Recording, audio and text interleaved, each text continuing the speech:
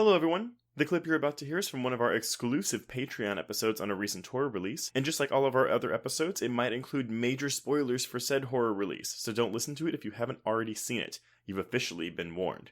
And if you'd like to hear the full episode, just head on over to patreon.com/horrorqueers and subscribe today. Without further ado, here is your exclusive Patreon clip.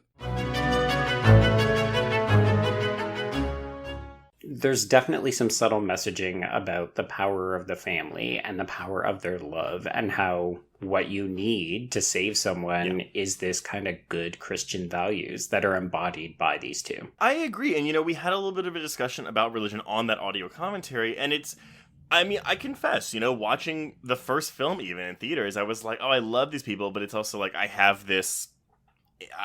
not innate, because it didn't come from birth, but like this learned dislike of like specifically Catholicism. I won't even say religion, but sure. I do think that religion in general. And so it's like I'm kind of at a constant war of myself watching the first film, where I was like, oh, I love these people, but they probably also hate the gays. Right.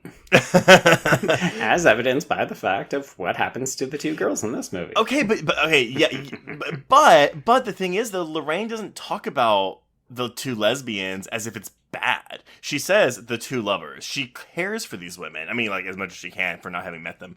There's never any disdain from the Warrens on the lesbians, which I appreciate, but it's also like, okay, well, we're finally getting some queer folks in these movies, and they have to die. Not exactly the representation that we're looking for in 2021, it's true. But it's 1981, Joe. There we go. 30 years ago. Who knows what would have happened to these girls? I don't know. No, I think at the end of the day, again, we should be clear. It's not as though you watch these movies and you just think, fuck, I can't get away from this. It's pretty easy to set aside a lot of these. And I actually think that's part of what makes Alex's argument work for me, is that these movies are such a Hollywood kind of customized, goes down easy package that sometimes we forget the kinds of values and messages that are being conveyed to us in them, because we're like, oh, it's Farmiga and Wilson and we're super entertained, and ooh, that jump scare got me, and I like that camera trick. I think we sometimes forget how easy it is to sneak these conservative messages in. Yeah, so, you are right. But it's also kind of like, I think that's also why these movies are as successful as they are, because they have these quote-unquote conservative values in them. It's bringing out a lot of people who don't normally like horror, someone the religious folks who go see Passion of the Christ, even though it's essentially a torture porn flick. But it's about Jesus, so it's okay.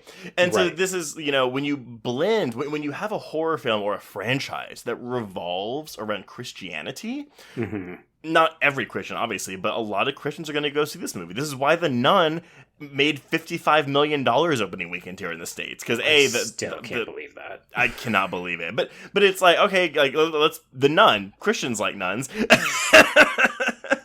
Well, I wonder then, do you think that that's why this third film is actually starting to lean into really classic religious iconography?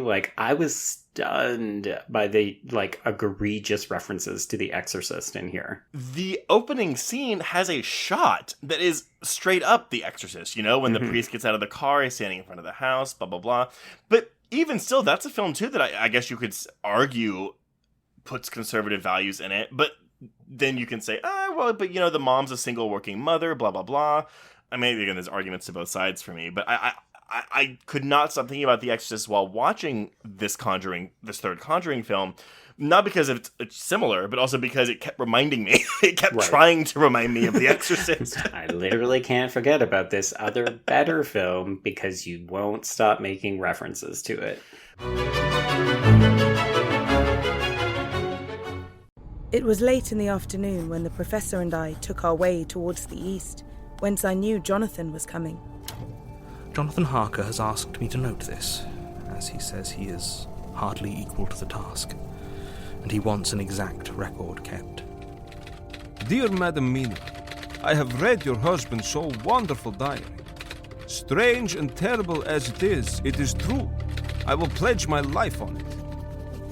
God preserve my sanity, for to this I am reduced. Safety and the assurance of safety are things of the past. I am in hopes that I shall see more of you at Castle Dracula.